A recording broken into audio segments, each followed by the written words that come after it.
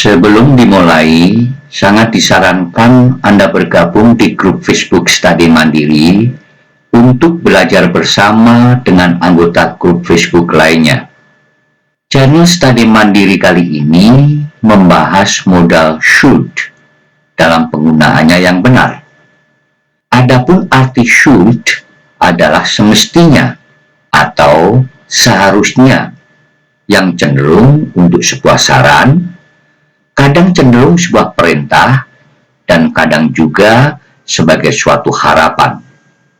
Semua itu tergantung dari konteks kalimatnya. Apa maksudnya modal should? Should juga sebagai kata kerja bantu yang sepadan dengan to be, am, is, are, was, were. Sama-sama kata kerja bantu, bedanya bahwa modal sebagai kata kerja bantu yang secara independen atau mandiri mempunyai arti. Seperti should berarti semestinya atau seharusnya. Beda kan? Sama-sama kata kerja bantu, tapi kalau am, is, are, was, were secara mandiri tidak punya arti. Namanya kata kerja bantu tentunya berfungsi membantu. Sebagai contoh dalam kalimat present continuous, Budi is studying English now. Budi sedang belajar bahasa Inggris sekarang. Karena present continuous menunjukkan kejadian sedang dilakukan sekarang yang ditandai dengan bentuk ing, kata kerja pertama ditambah ing, studying, maka perlu dibantu dengan kata kerja bantu. Dalam hal ini, kata kerja bantu atau to be is, karena subjeknya tunggal Budi. Is sebagai kata kerja bantu, di samping membantu kata kerja yang mengharuskan bentuk ing, juga berfungsi sebagai penghubung subjek dan predikat, penghubung subjek Budi dan predikat study. Pada dasarnya tidak ada bedanya dengan modal should yang juga sebagai kata kerja bantu, tapi mempunyai arti mandiri, semestinya atau seharusnya. Sebagai ketentuan bahwa setelah modal should maka harus kata kerja bentuk pertama, verb 1 murni. Sebagai misal, bentuk present tense, I should study today. Saya semestinya belajar hari ini. Kemudian bentuk future tense, I should study tomorrow. Saya semestinya belajar besok.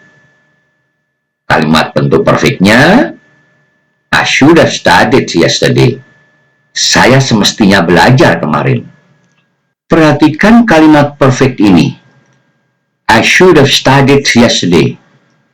Mungkin timbul pertanyaan dengan adanya ketentuan, setelah should harus kata kerja pertama.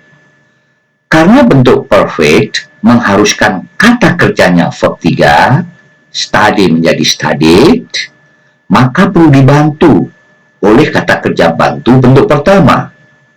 Untuk perfect yaitu have. Dan have ini juga kata kerja bantu yang sepadan dengan kata kerja verb 1.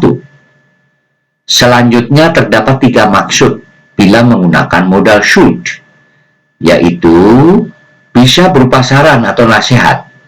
Sebagai contoh, you should stop smoking. Semestinya Anda berhenti merokok.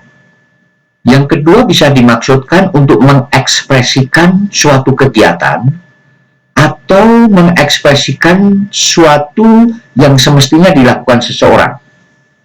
Sebagai misal, you should go to the hospital.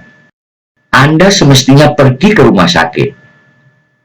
Ketiga bahwa should bisa dimaksudkan untuk mengekspresikan suatu yang diharapkan atau sesuatu yang diyakini akan terjadi. Sebagai misal, you should go now. in order you could catch the flight. Anda seharusnya pergi sekarang agar tidak ketinggalan jadwal penerbangan. Jadi modal should bisa digunakan di berbagai cara, tapi umumnya modal should digunakan untuk hal yang pertama, yaitu untuk mengungkapkan sebuah saran atau nasihat. Tapi untuk mengekspresikan dalam bentuk lampau juga penting dan sangat sering digunakan dengan bentuk present perfect. I should have studied yesterday. Guna merangkup yang telah dijelaskan, silahkan lihat bagan pada layar.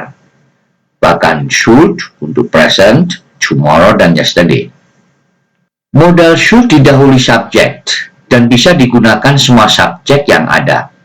Seperti subjek he, she, it, they, we, you, dan I. He should, she should, they should, we should, you should, dan I should. Agar selalu diingat bahwa untuk mengekspresikan dalam bentuk present dan future, maka setelah modal should, langsung kata kerja bentuk pertama, verb 1. Sedangkan untuk mengekspresikan dalam bentuk lampau, yesterday, misalnya harus diikuti auxiliary have, kemudian kata kerjanya bentuk ketiga, past participle, yang menunjukkan bentuk perfect, yang disertai kata bentuk kerja have, yang sepadan dengan verb 1. I should have studied yesterday. Adapun untuk kalimat negatifnya, hanya menambahkan kata not pada should, sehingga kalimatnya menjadi I should not study today. Untuk bentuk present dan future. Serta untuk bentuk past, I should not have studied yesterday. Saya semestinya tidak belajar kemarin. Demikian penjelasan should pada sebuah kalimat. Silakan Anda coba 3 kalimat untuk mengekspresikan 3 kondisi. Agar channel Study Mandiri semakin berkembang, mohon bantuannya subscribe, like, dan share ke grup WA dan Facebook supaya pengetahuan menyebar lebih luas. Selamat belajar. Terima kasih.